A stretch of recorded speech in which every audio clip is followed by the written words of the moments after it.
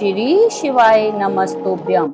स्वागत है आप सभी का सावन मास की अमृत बेला में। आप सभी पर महादेव और माता पार्वती की कृपा सदा बनी रहे।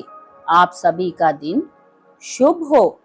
आज सुनेंगे श्रावण मास महात्म्य की कथा का 5वां अध्याय, कोटिलिंग महात्म्य एवं रविवार व्रत कथा महात्म्य।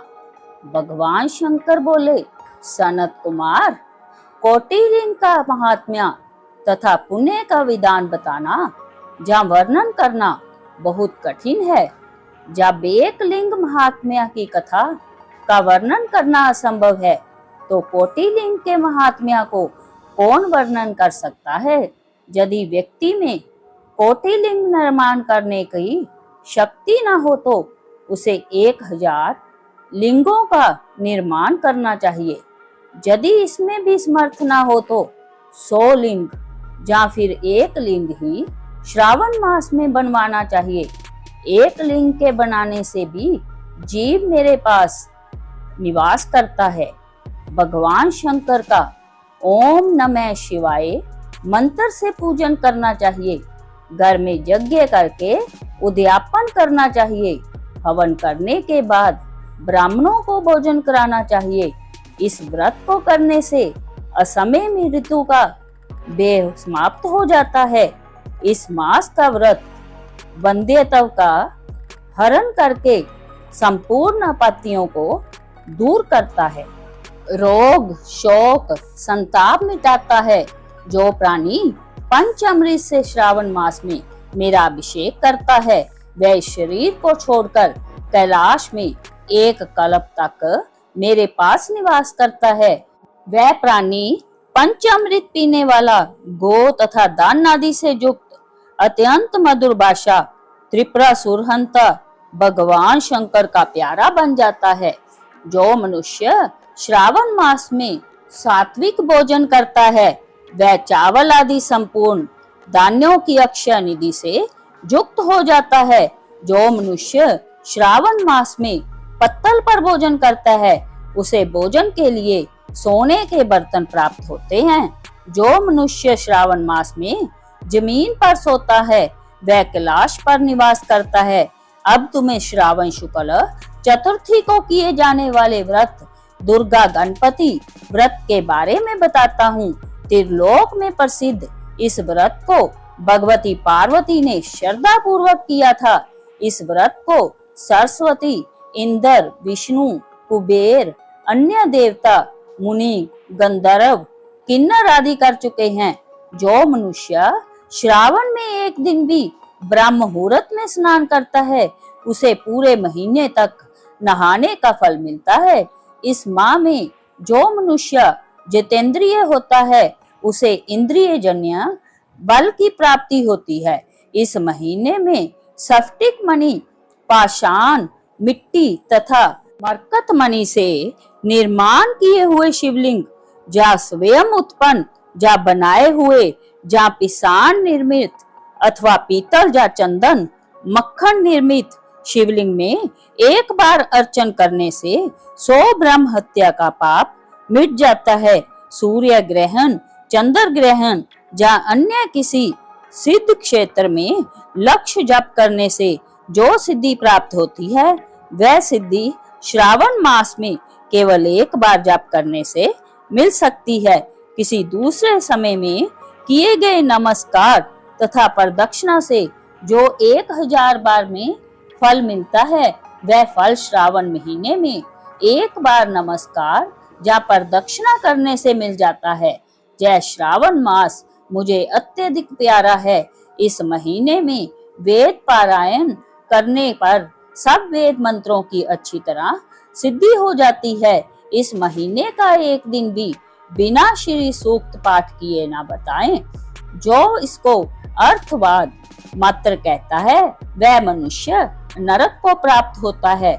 मनुष्य को समिधा, चरु, तिल और घी से ब्रह्म यज्ञ करना चाहिए।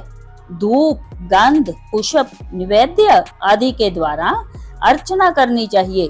भगवान शंकर के रूपों का यथोचित ध्यान कर शक्ति द्वारा कोटि होम, लक्ष्य होम और अयुत हवन करना चाहिए। तिलों का और मंत्रोच्चारण द्वारा हवन करना चाहिए। इसी को गृह यज्ञ का नाम दिया गया है।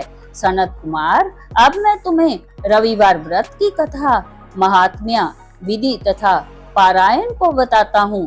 प्रतिष्ठानपुर में एक गरीब ब्राह्मण रहता था। उसका नाम सुकर्मा था। वह भिक्षा मांगकर गुजारा करता था।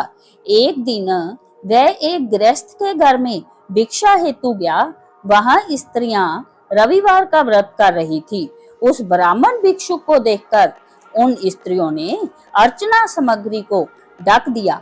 उधर ब्राह्मण के मन में अर्चना विधि जानने की इच्छा जागृत हुई। ब्राह्मण बोला, हे साध्वी महिलाओं, आप सबने इस व्रत की सामग्री को क्यों ढक दिया है? कृपा करके मुझे इस व्रत को करने की विधि बताएं। मैं अपनी दरिद्र अवस्था में दुखी हूँ। यह उत्तम व्रत श्रवण कर मैं भी इस व्रत को करना चाहता हूँ। इस व्रत के विधान तथा फल को मुझे भी बताइए। स्त्रियों ने कहा, हे ब्राह्मण देवता, यदि व्रत में लापरवाही या भूल या भक्तिहीनता करोगे तो यह व्रत निष्फल हो जाएगा। अतः इस व्रत को तुम्हें हम कैसे बता दें? ब्राह्मण बोला, मैं ऐसा नहीं करूंगा। उसकी ऐसी बात सुनकर उन महिलाओं में से एक बूढ़ी महिला ने ब्राह्मण को उस व्रत की विधि बता दी। उसने बताया, श्रावण मास के शुक्ल पक्ष के पहले रविवार को मौन धारण कर प्रातः उठे शीतल जल से स्नान कर पान के पत्ते पर 12 परिधि वाला मंडल लिखना चाहिए। उसे लाल चंदन से सूर्य नारायण के तुल्य गोलाकार लिखना चाहिए। उस मंडल में संज्ञा नाम वाली स्त्री सहित सूर्य का लाल चंदन से पूजन करना चाहिए। घुटने जोड़कर जमीन पर बैठकर सूर्य के 12 मंडलों पर अलग अलग लाल चंदन से युक्त लावा तथा जपा पुष्प से युक्त अर्घ को श्रद्धा भक्ति से सूर्य नारायण को दे। अर्घ को रक्ताक्ष, जपा पुष्प और उपचारों द्वारा युक्त करे। नारिकेल के बीज और खांड से युक्त सूर्य के मंत्रों को कहकर नैवेद्य दे। सूर्य का 12 मंत्रों द्वारा स्तवन करे। 12 बार नमस्कार करे। 12 बार प्रदक्षिणा करे और 6 सूतों को एक में मिलाकर उसमें 6 ग्रंथियां लगाए। उस सूत्र को सूर्य नारायण को अर्पण कर अपने गले में पहन ले। 12 प्रकार के फल का बायना ब्राह्मण को दे।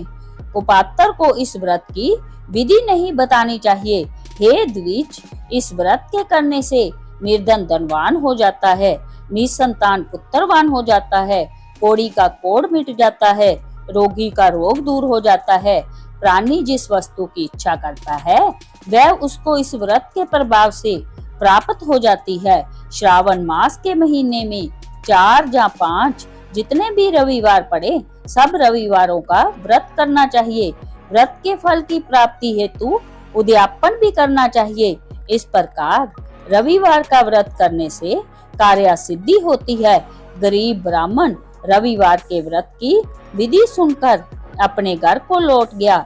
घर आकर उसने अपनी दोनों पुत्रियों को भी रविवार व्रत की कथा एवं विधि से अवगत कराया। उस व्रत के सुनने और अर्पण तथा दर्शन मात्र से उसकी दोनों पुत्रियां सुंदर बन गई। उसी दिन से गरीब ब्राह्मण के घर लक्ष्मी जी निवास करने लगी।